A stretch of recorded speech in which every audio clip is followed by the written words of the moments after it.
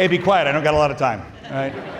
You don't clap for politicians, it only encourages us. You don't want to do that. First of all, thank you very much for being here. I very sincerely mean that. It's very excited to know. I was already excited when there were 800 people here last year, but the fact that it sold out with 1,500 people this time around is incredibly encouraging. All right, here's the part that's not encouraging. We live in a society where if you support the destruction of innocent human life in its most innocent and most vulnerable stage, you are most likely going to be lauded by the culture as a champion of women's rights, of a champion of equality, of a champion of general freedom. And if you oppose the destruction of innocent human life at its most innocent and vulnerable stages, you're going to be spoken about as if you're some sort of radical, that you're a part of a vicious patriarchy that wants to oppress women and hold them down. And you think about that for a second, and you think about all of the depravity that we've seen without society through history. And I actually struggle to find many other times in human history where I could say that something was as deprived as not only killing babies in the womb, but elevating it as a moral imperative. And yet, that's the society we live in. Now, I used to think that the problem here was that we just didn't give a good enough argument with respect to defining that baby in the womb as innocent human life. If we would just give a better, good faith argument, then we would change people's minds. And the reason why I believe that was because I remember people constantly coming up to me and going, Nick, no, the problem is it's not a baby, it's just a clump of cells. Okay, well now you have issued a statement to me. You've issued me something that I can actually respond to. You have said that the reason why you're okay with abortion is because it's not a baby, it's just a clump of cells. Okay, then what I'm going to do is I'm going to take you at your word, and I'm going to develop a good, well-researched, logical argument demonstrating that there's no way that what you just said could possibly be true. Because after all, we know from scientific research that at the moment of conception, you have all of the DNA that you will have that makes you you, that makes you individually and uniquely not only human, but you. On top of that, you meet the other scientific criteria that we use to distinguish between life and non-life, human life and non-human life. The other characteristic that is very, very important here is the innocence component. Obviously, as a baby in the womb, they did not put themselves in that situation. They were put there by two other people that made, in most cases, a conscious decision to engage in activities which we all know bring about the creation of innocent human life and the dependency upon that human life on the mother. So if we can clearly articulate the various scientific, moral, legal, logical reasons why what we're talking about is actually innocent human life, well then I'm going to change your mind, right? Because when you told me that your problem is that I believed it was a baby and you believed it was a clump of cells, and now we've established that it is in fact human life, then you're going to change your mind, correct? Yeah.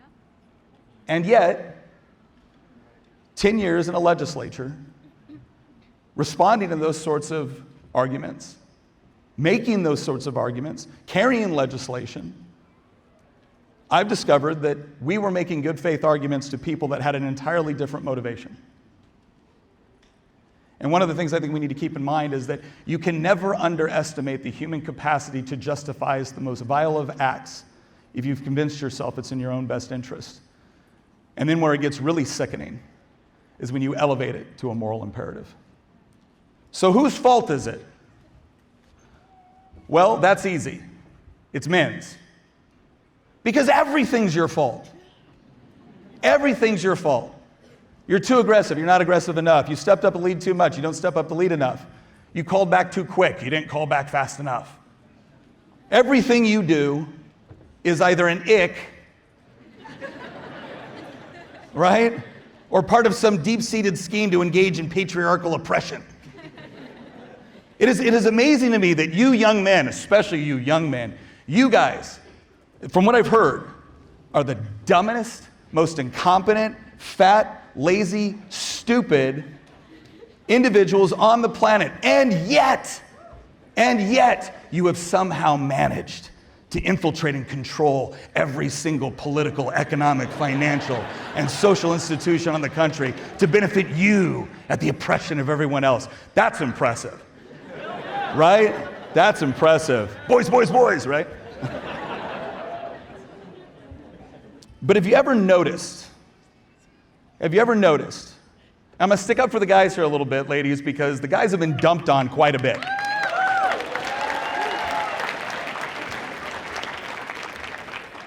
Have you ever noticed that when you look at the pinnacle, the ideal feminist empowered woman, what are the qualifications for that? Well, you have to elevate your professional aspirations and career to the detriment of your family. You have to be able to engage in any sort of vice or activity that might have previously been associated by men, but if they can do it, then you should be able to do it too, right, ladies? And ultimately, the final one was that you should be freed from any sort of inhibition or traditional norms regarding sex. Because after all, the guys can go out there and do whatever they want, but the consequences for women were always very, very different until abortion became widespread. Now all of a sudden, they've achieved perfect equality with men. And what is the pinnacle of the feminist woman? A bad man. Because if we see a man that prioritizes their career and professional aspirations to the detriment of their family, if we see a man that engages in any sort of vice or hedonistic exploit, if we see a man that impregnates a woman and then abandons her, we rightfully conclude that's a bad man. And yet, it's now been held up as the standard. How ironic. Now, this is the part where, guys, I am going to come down on our side a little bit here because we need to hear it. I think there's a lot of young men right now that feel like they've been getting a lot of mixed signals on what it is they're supposed to be, the role they're supposed to play, and nowhere has that been more apparent than on the issue of abortion, because you are repeatedly told to sit down and shut up because it's not your issue. And there seems to be a certain degree of plausibility to this, right? You're not the one that is getting pregnant. That's still true even in California. The man is not the one getting pregnant. And so there is an increased vulnerability. In fact, for as much as they want to erase, as much as they want to elevate this kind of hyper-egalitarian sense of the way society is supposed to be, what they actually end up doing in the process is erasing some of the things that are so unique to femininity and womanhood as to erase them as a category completely. The desire for that perverse egalitarian society is used to erase one of the most special and unique things that women can do. And then it's elevated as a burden on them. Because men can't get pregnant and therefore we can do certain things, we must now eradicate pregnancy as a barrier to women seeking and achieving fulfillment, purpose, and meaning. You tell me that there's other civilization throughout history that is engaged in a more perverse twisting of reality than that? And I do believe that part of the reasons why it's grown, part of the reason it's persisted, is because there was a subset of men that when they looked at a movement among women that said, we don't just want equal protection before the law, we want our husbands to stop hitting us, to stop abusing our kids, and to start fulfilling their roles within the household. Because if you look at the era of prohibition, there was a reason why that was going on at that time. And there was a certain subgroup of men, a certain subset of men that looked at those women and said, what if we just let you do it too?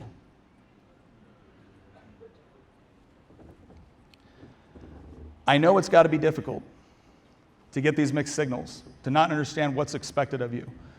But if there's one piece of advice I could give you, and I'm very serious about this, stop listening to what the current society and culture is telling you they want out of you.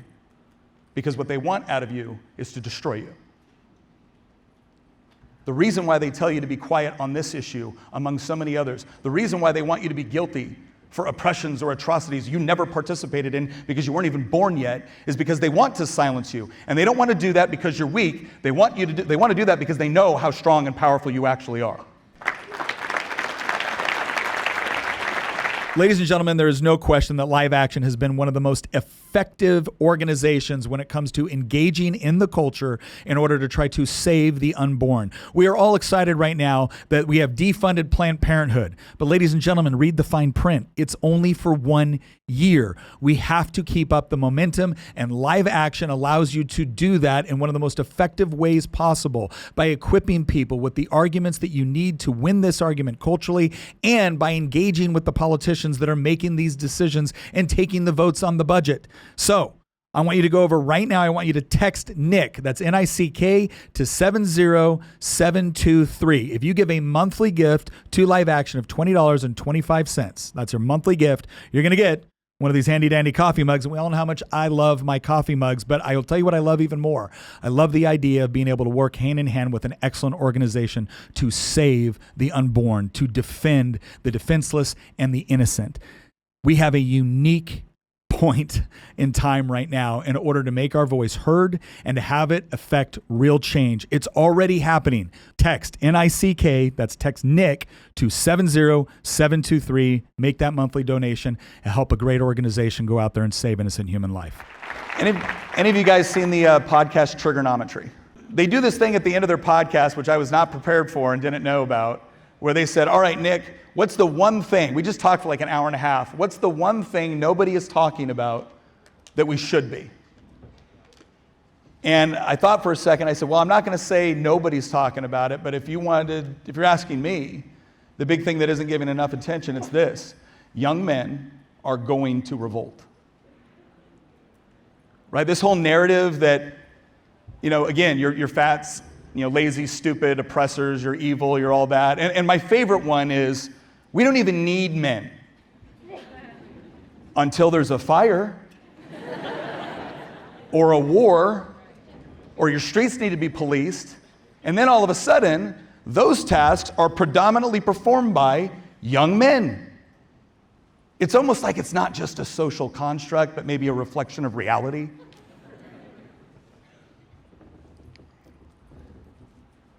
But you stand in the way. Dr. Morse was talking about that. She is spot on. You go and read about what Karl Marx had to say about the family. You think Karl Marx hated capitalism? Go read some of the things he said about the family.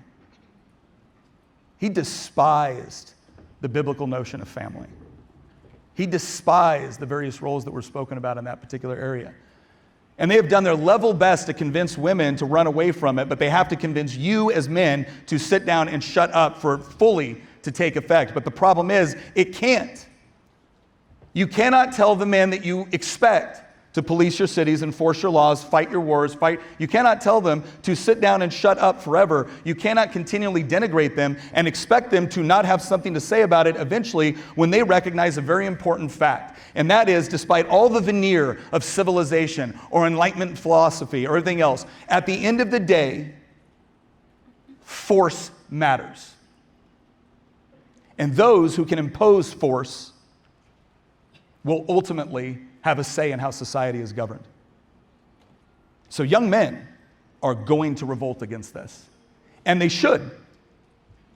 They should. They should take their proper place within society, within the family. But the other concern I think we need to be paying attention to right now is that just because we may think that it would be appropriate for young men to revolt and to actually once again fully and truly and culturally embrace the biblical definition of what masculinity is supposed to be, that is not the only people competing for their attention. In fact, I would say at this point right now, we have some people giving young men a vision of masculinity which is every bit as perverse and every bit as denigrating to masculinity as the current options that are being available to them. So what do I mean by that?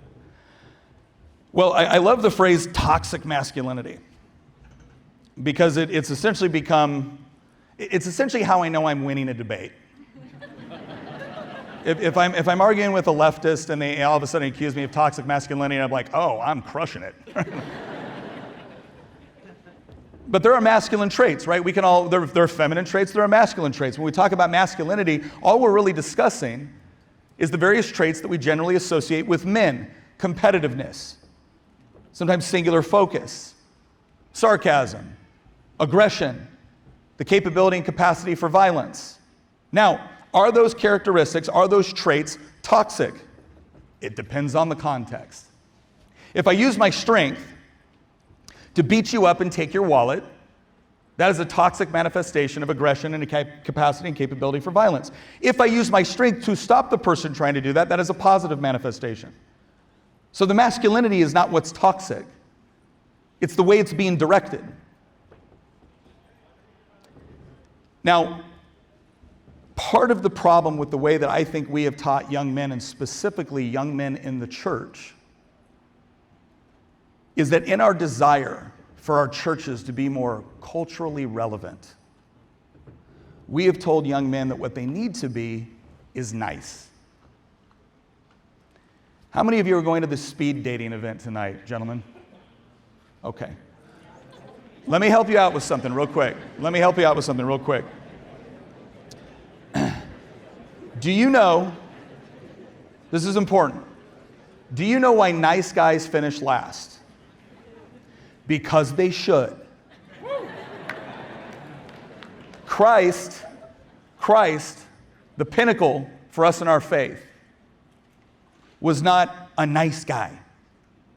He was kind, he was compassionate, he was loving, but he was also intense, intellectual. He was also somebody that would flip over tables and beat you with a whip. You see, here's what's crazy. When I say that, the men are kind of listening and the women are going, yes.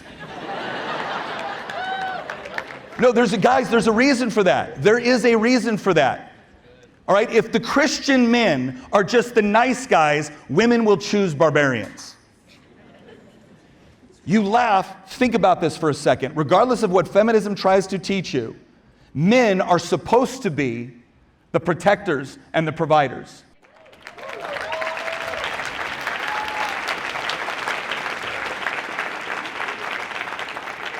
And yet, sometimes I will see young men that have been fed this narrative that all they have to be is moral. Please believe me when I tell you this, young men. Nobody wants to have a baby with or raise a child with a pleasant victim. They don't. It's not attractive. And the reason why it's not attractive is because it's not what you were meant to be. You are meant to be dangerous. Not toward your family, but for them.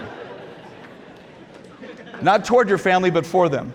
One of the greatest compliments my wife ever gave me was she just stopped me one day. She pulled me aside and she goes, "You make me feel safe." Ladies and gentlemen, I could go on that compliment for another 5 years.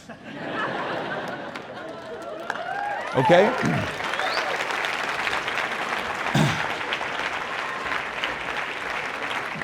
But I will consistently run into young men that are like, well, but Nick, you know, I study in my Bible and I have a good relationship with God and my prayer life is good and I've you know, I can intellectually discuss these things and, you know, I don't sleep around and I don't do these other things. Why can't I find a good wife? And I look at him sometimes, I say, look, I understand that there's problems within culture, but I almost feel like that moment where Jesus is talking to the rich man and he says, yes, you have all of these things, you followed all the law, but this one thing you lack, a decent bench press.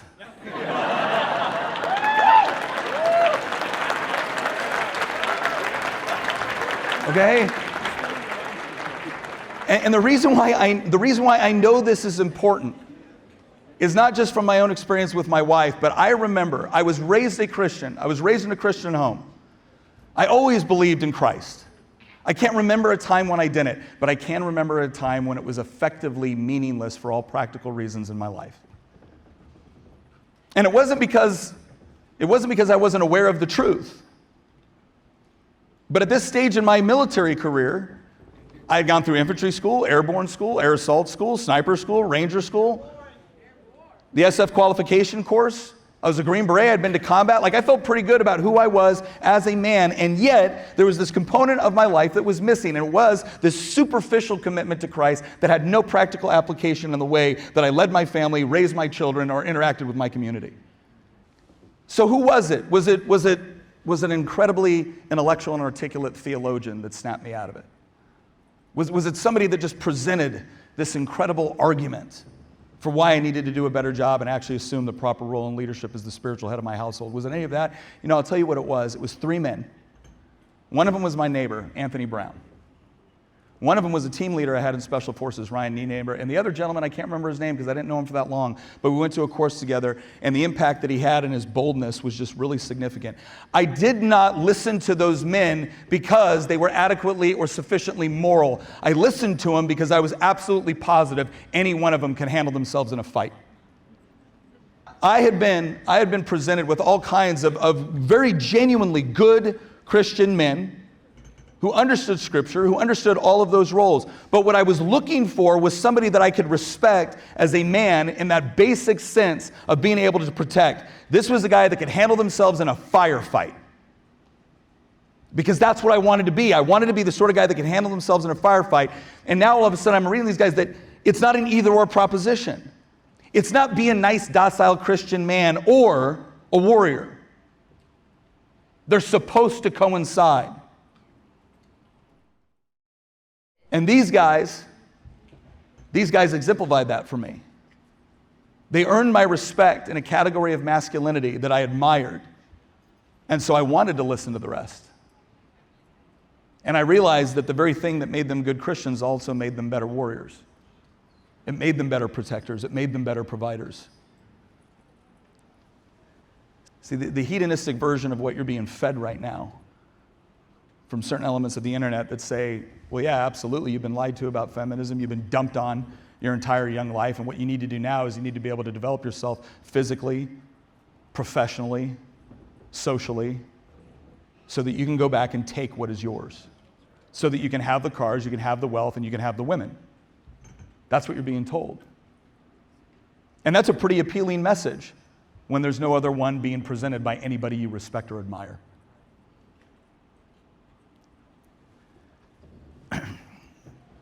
But it becomes utterly absurd the moment you come into contact with a man that has fully embraced all of the duties and responsibilities that God has given him as a husband, as a father. And they've looked at that as a never-ending journey on their life. Anytime they start to feel tired or they start to feel weak, they remember that God has given them a wife to protect and provide for, children to raise, and that gets them up and they work even harder. When the hedonist needs to take a break, the man of God continues on because he understands in whose service he is working for.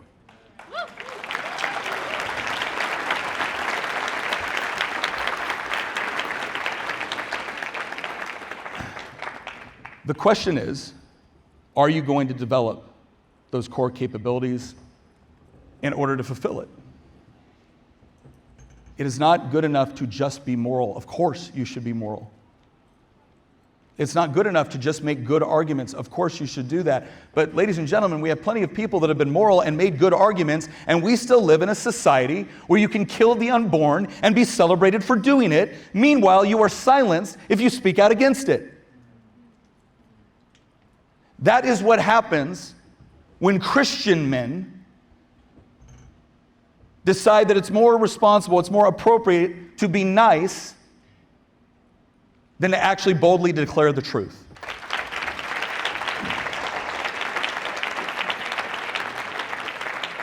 So here's what I'm going to encourage. And look, it's not that these categories don't apply to women as well, but I get invited to talk to the men, so I'm talking to the men. There's 5 categories that every man should be constantly aspiring to. The first is the spiritual, because I can't emphasize this enough. The bedrock upon which you will build your family has to be Christ.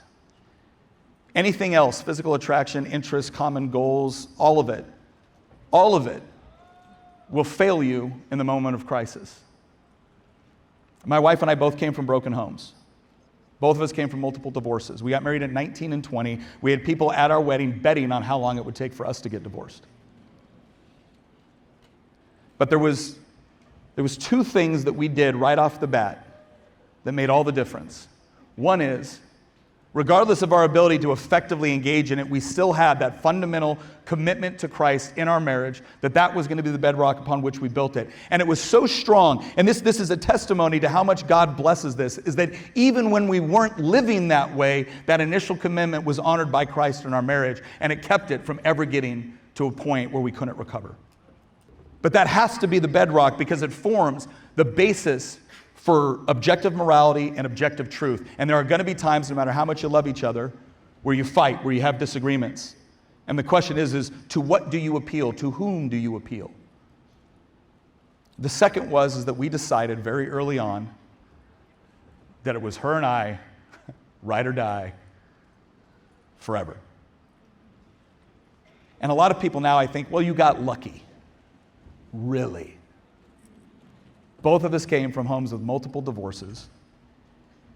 We got married very young, and then we immediately went into a career field where the divorce rate is incredibly high compared to like society in general, the military. And then we went into wartime. And then I went into special operations, which is even a higher divorce rate. We got lucky? No, we recognized something true about what God was telling us about marriage and relationships. And even when we couldn't perfectly execute it, we recognized that when we fell short, we had failed, not the standard God had set.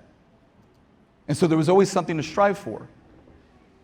And then that idea, that commitment of, no, it's you and I together forever, that's it. I know that sounds scary at times. I know, especially in a society where we just throw things away the moment it doesn't make us happy, it feels like that's a pretty big commitment. Well, it is. But the reason why you make that commitment is not just because it's morally correct. The reason you make that commitment is because if you actually want to have the kind of family that can make it through all of the trials, can make it through all of the challenges, and come out the other side even stronger and more in love than you were before, you have to start off with that commitment. There's no alternative.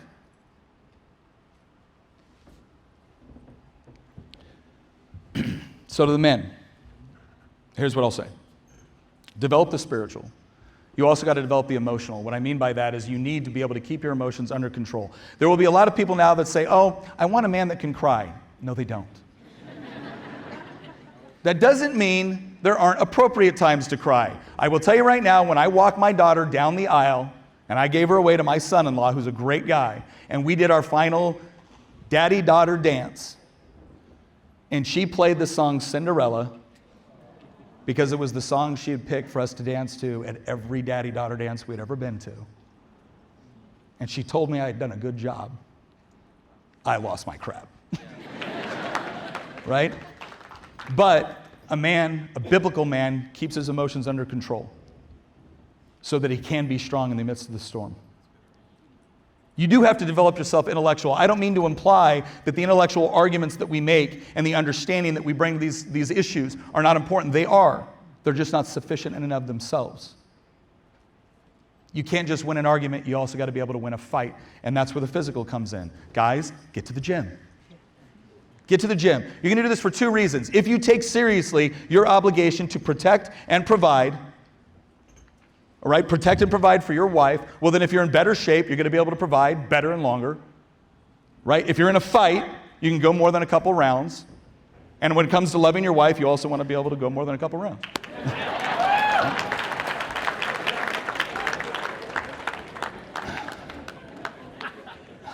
I'm just saying, guys. Look, Dr. Morse was far more graphic than I was. By the way, I just want to say this, and this is the part where Lila's probably never going to invite me back again. I was on with Matt Fradd a while back on Pints with Aquinas.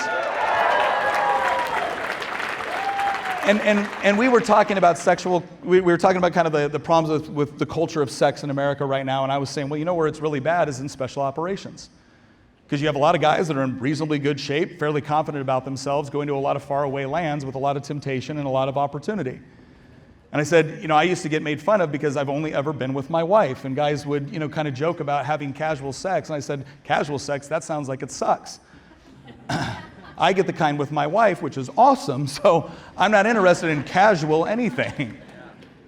And I only say that because, again, I want people to understand that you're not giving something up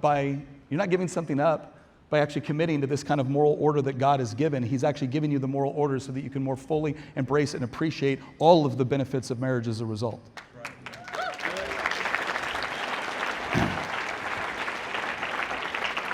I think I did 4. The 5th one is the professional. Again, guys, if you want to provide, it is important that you continue to develop capabilities so that you can be able to do this. But I want to warn against one thing.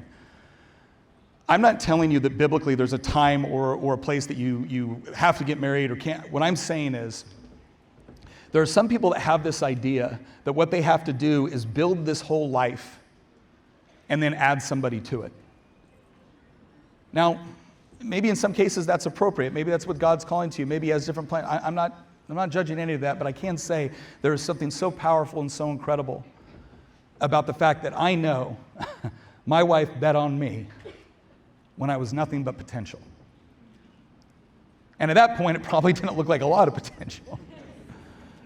Right? But I would say 2 things. 1, it made me love her even more. And 2, it drove me. It drove me to be a better husband, a better father, both for Christ and for the wife that He blessed me with and the children that He blessed us with. And maybe, interestingly enough, I'll end with something to the ladies. I really think you're in a room probably full of young men that are actually trying to not only be moral, to not only be capable, to not only be competent, to not only be physically strong. But there is a role that you guys play in our development that cannot be underestimated.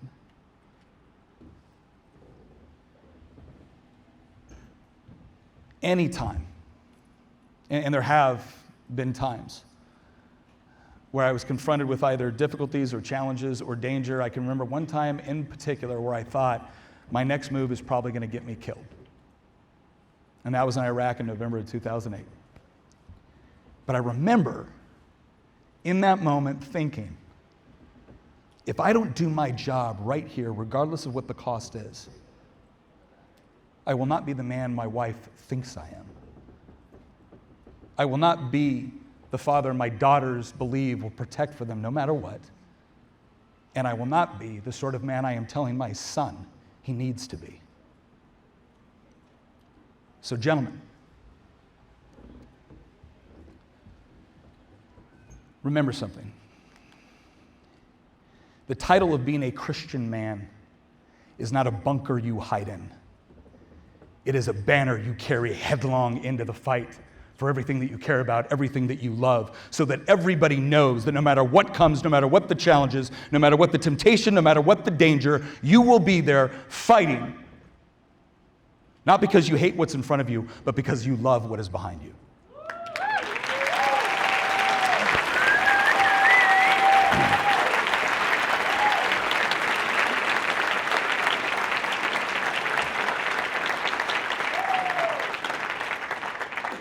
So ladies, go look for that at the speed dating thing tonight. All right. Hi, my name is Ian Garcia. I'm 12 and I go to a public school. What can I do to stop abortion in my community? Ooh, nice.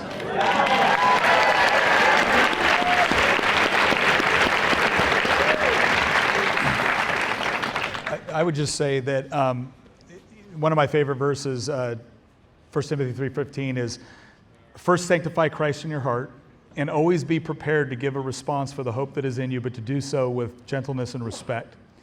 And so you're going into an environment, a public school environment, where you're going to get hostility for what you believe.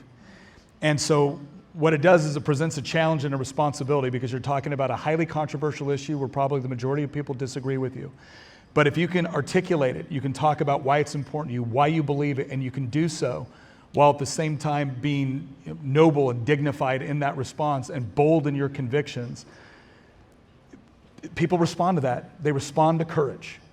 And so I would say, I would echo exactly what Lila said, and just understand that you're going to get hostility. And just be prepared for it, steel yourself for it, so that when it happens, you're not fazed. Because one of the biggest things that surprises people is when they confront you, they expect you to either back down or be scared, and if you're just there and you're solid and you're a rock in what you believe, and you're not mean, you're not hostile to them, you just have the courage of your convictions, even if the person you're talking to is not convinced by what you say or what you do, other people are always watching, and they're watching that exchange, and they're like, man, he knows what he believes. So just be prepared for the controversy and be ready for it and be strong in its midst. My name is Suraj. I'm an Eastern Catholic from Anaheim. Nick, my question is to Nick. I loved your talk. You had me wanting to jump out of my seat and all that, but my mind wonders, what about the guy that doesn't feel what I felt? What do you say to the guy that is more timid, scrawny, and more of a nerd than a macho guy? I think of how Matthew is portrayed in The Chosen. He's a bit awkward, timid, not the person that you think of as a warrior. What do you say to that type of guy? I say, look, not everybody is going to be like the UFC fighter or whatever else. Like, that's not what I'm saying. What I do believe, though, is that every man is called to be courageous. When you look at some of the people, when you look at the Jewish people going into Israel, most of them didn't want to go. Most of them didn't want to do it. But the one person that stood up, Caleb initially, and then Joshua, had an impact. And so understand that you are not doing this exclusively on your power. You are a child of God, right? So this idea that, well, I don't feel like I'm ready for this, or I don't feel like I'm this, or I don't feel like I'm that guy, who are you comparing yourself to? God doesn't tell you to compare yourself to other people. God tells you to be obedient to what he's telling you to be. And so insofar as you feel that calling from God, as you're being obedient, you are developing the necessary skill sets. Look, if you don't go to the gym, you're not going to get bigger. Right? That's not something you get to pray about and say, God, just give me bigger pecs, right? Like that's not a thing. All right, so you do got to put in work, but understand that putting in that work is part of that process. And when you are putting in that work to the glory of God, it builds not only the other attributes that you're looking to do, it builds that relationship with God. And then God's giving you more confidence in that process. But I would just say, Moses did not think he was ready for the task. Many people don't think they're ready for the task. Guess what? Because you're probably not. But if God has called you to it, and if God calls you to be courageous, well, then it's not really an option, is it? It's just a question of how much you prepare for it. Hi, everyone. Thank you for all that you do. I appreciate you. My name's Thomas. I'm from Temecula, California. Nick, do you foresee to any degree any long-term threat to an eventual pendulum swing in the gender wars, namely MGTOW, as opposed to extreme feminism? Oh yeah, no, I think right now, I do think we're at a decisive point with respect to our country's history. And when I talk about young men, like the revolt, it's either going to be, they're going to revolt in the direction of essentially, I don't even like to bring the guy up, but it's either going to go in the Andrew Tate direction, where it's, yes, you have been lied to, and now you need to develop your skills, your capabilities, you need to be dangerous, so that you can serve your own hedonistic desires. Or it's going to be the revolt, and yes, you were lied to and it was wrong, and you need to develop all of these skills and attributes and be dangerous in pursuit of something truly noble. And that nobility can only come from Christ. There is no alternative. And so that is why I'm so adamant about we need more men stepping up into that thing, saying, no, he's not wrong about these things. He's wrong about the purpose for why you develop those capabilities and ultimately who they're in service to. So yes, it can go in either direction. And I would say right now, the direction we would like it to go to is kind of in peril. Now again, I have a lot of faith and trust in God, and so I believe that he will rise up people that will fight for that. But it's about you making a choice to do it. I think that's the best answer I could give. Hi, my name is Josh. I drove 4 hours down here to Atlanta, right? And this question is for Nick. Long time no see. Yeah, it's my cousin. So my question is, what advice do you have for young men who are looking for a perfect middle ground, whereas they're not coming off as too nice, but then they're also not showing off the impression of toxic masculinity? Yeah. So yeah, the whole idea with nice guys finish last and they should, because God didn't call us to be nice. He did call us to be compassionate. He did call us to be able to empathize. He did call us to be tender. And so that's why developing your spiritual relationship first is critical, because that's going to actually flavor everything else that you do. And so obviously you want to be the sort of man that listens and attempts to understand and is gentle. The way my wife worded it to me, the way Tina worded it to me once is, I was like, I don't like this idea of, we want to see vulnerability, we want to see vulnerability. Vulnerability is like men don't like to think of themselves as vulnerable. And she said to me once, she goes, I don't need you to be vulnerable, sweetheart, but sometimes I do need you to be tender. And I will say this, there's a lot of pressure on men, and it's an appropriate pressure. It's a God-given pressure to be able to be strong, to be the safe harbor in the storm. And that includes a lot of being able to keep your emotions under control. But when you're fostering relationships with the friends and the people around you, with a spouse, with whatnot, and they have, and they love you and they care about you and they've demonstrated that, they deserve to see that side of you. Not everybody. I don't show the tender side to everybody. They haven't earned it. But I think that's the critical part, is about understanding when it's important to be able to allow yourself to engage in those kind of relationships with people, your wife, your children, close friends, family, where they're permitted to see the tenderness. And that, I think the way that you develop that is actually by communicating with the people you love and taking a genuine interest in what they're passionate about and what they're going through. And sometimes it's just as simple as sitting down and listening. One of the most important things with my daughters and my son, but it was when they wanted to talk about something, it was just sitting down and taking the time and not trying to figure it out, not trying to offer solutions, but asking questions, demonstrating that I was interested. And it is hard not to be tender to the people that you actually foster that kind of loving relationship with. Hey everyone, my name is Ryan, born and raised here in LA, and this is my first time at Summit, so thank you for having me.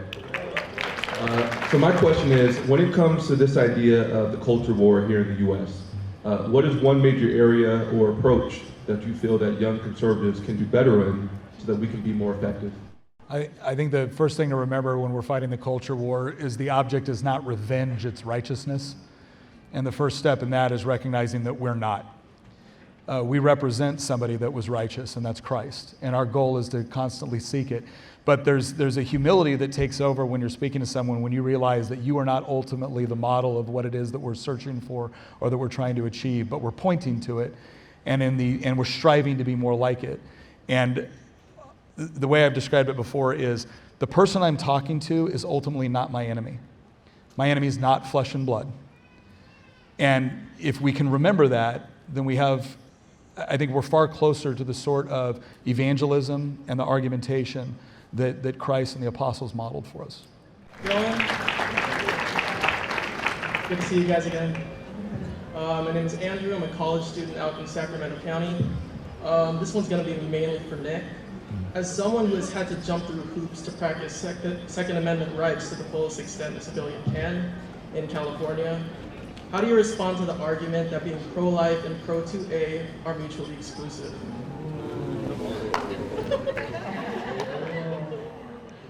It makes no sense. It's a non sequitur.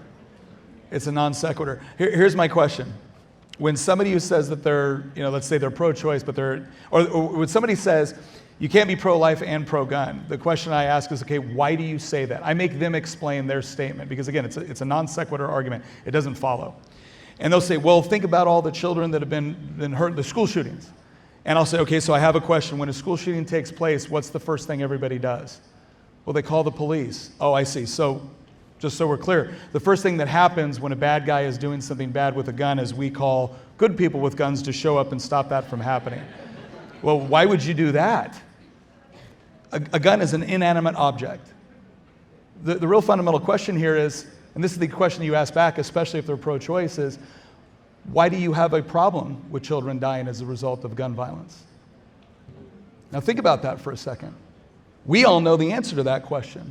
Why? Because it's innocent human life being destroyed, and innocent human life is sacred and created in the image of God. But why do they have a problem with it? And if they do have a problem with it, what makes it a horrible tragedy when it's a school shooting and a manifestation of female empowerment when it takes place in the womb and they're killed there?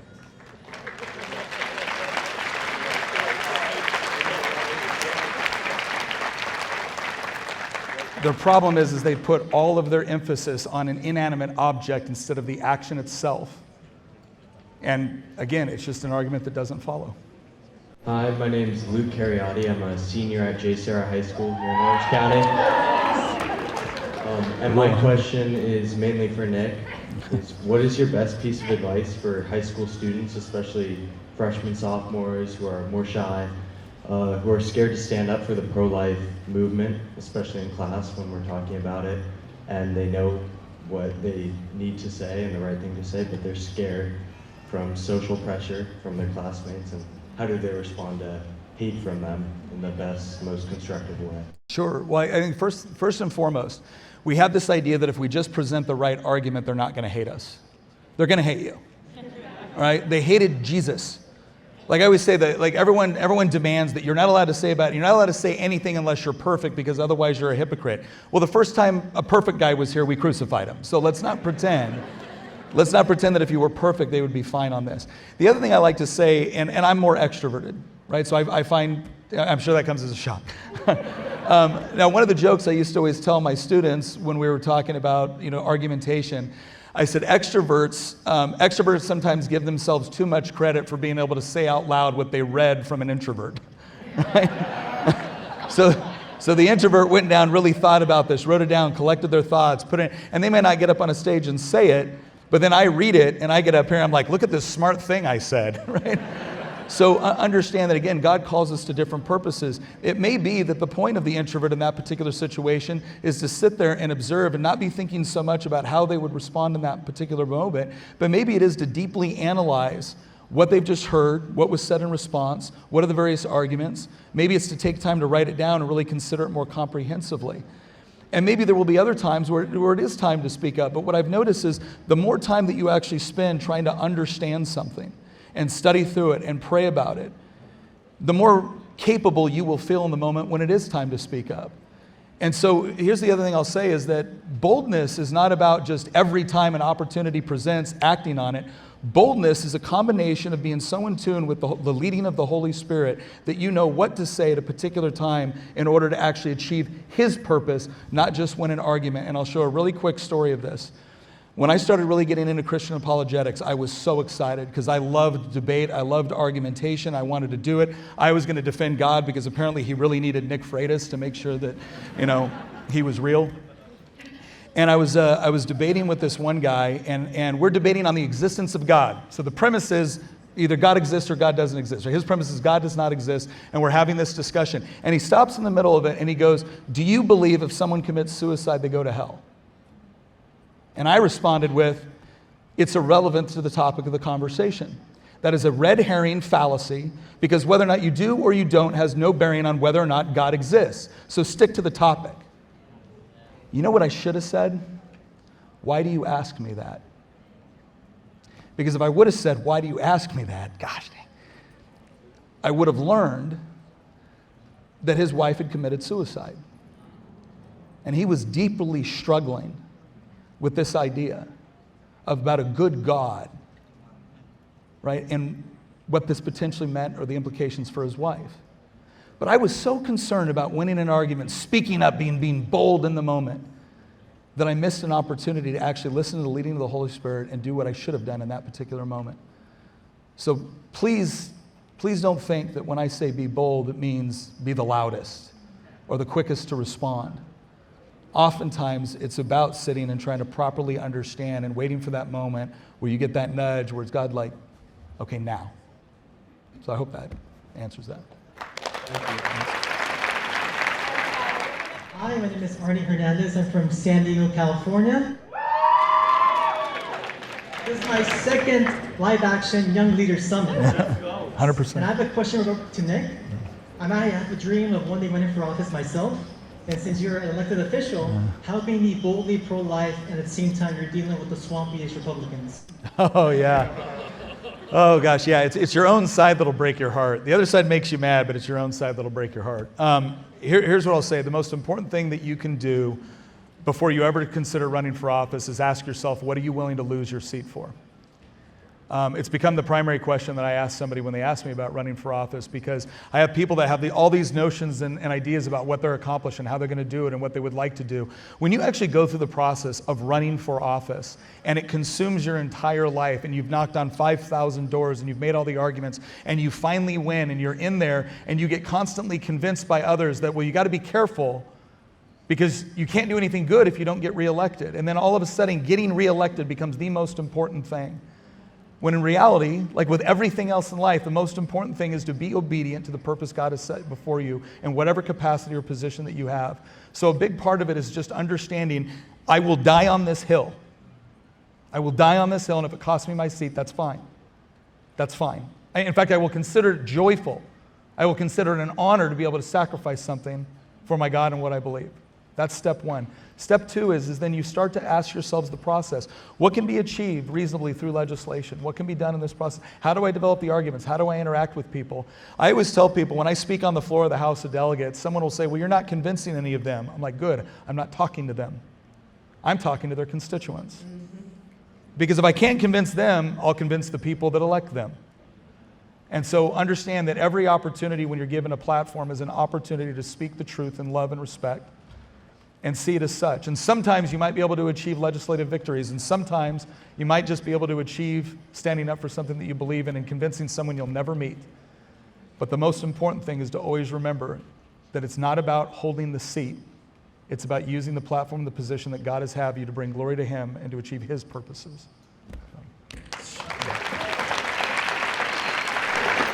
Hi y'all, I'm Abby and I'm from Encinitas, St. John's.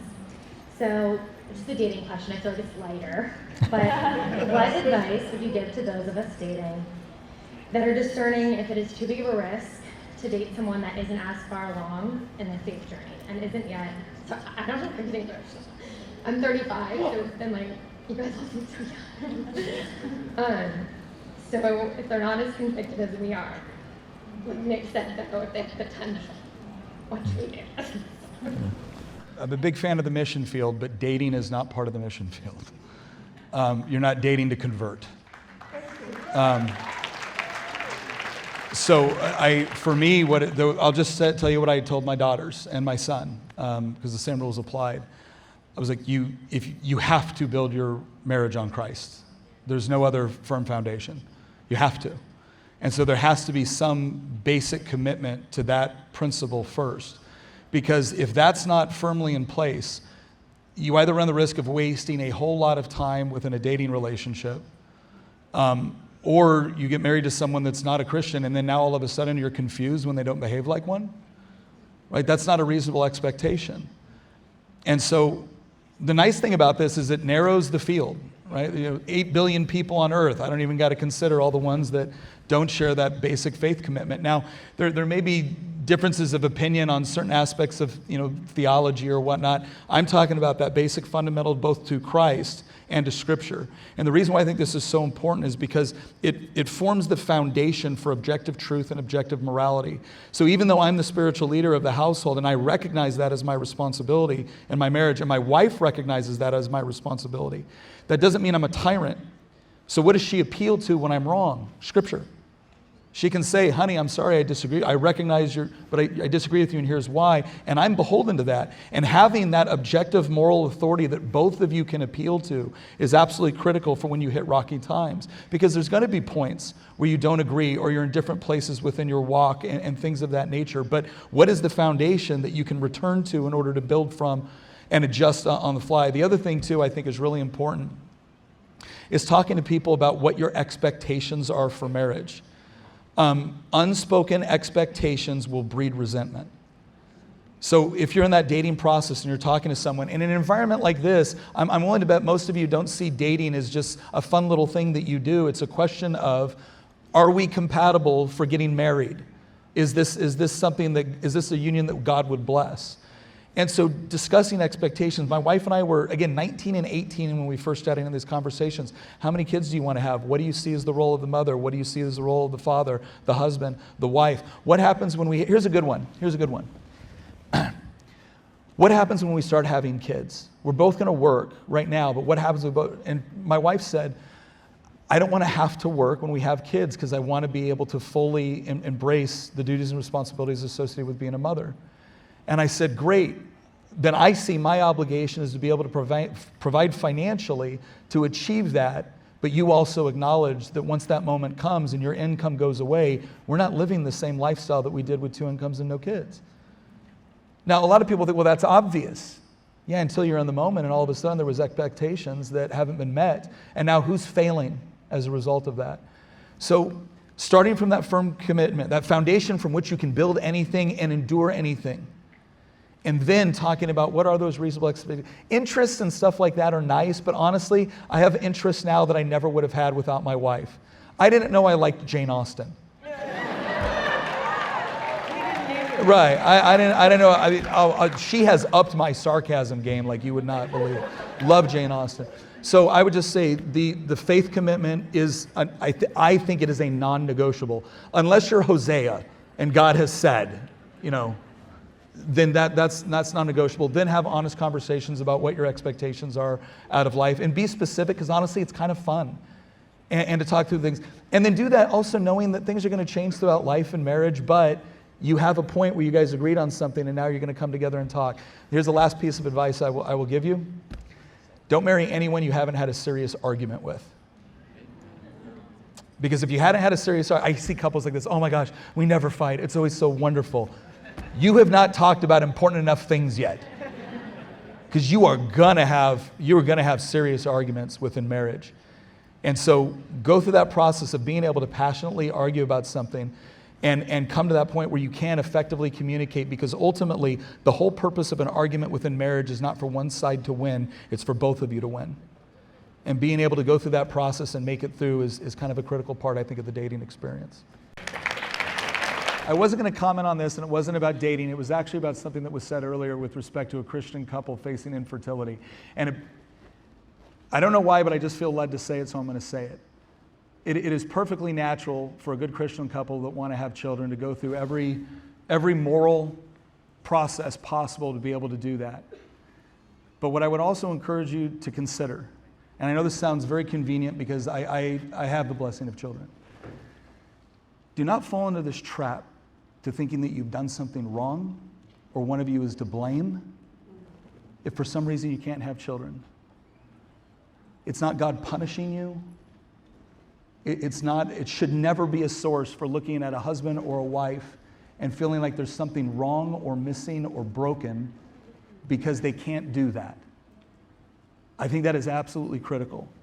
The other thing that I would just encourage you to do is, just because God has said that you're not going to be able to have children or to be able to impact children in that particular way does not mean there is no way for you to impact children or potentially be a parent. So please don't let the honest, godly, moral desire to have children through the natural process to become such an obsession that it actually harms your marriage. Because ultimately, what you build strong families around is, first and foremost, that relationship that you have with each other and God. So yeah.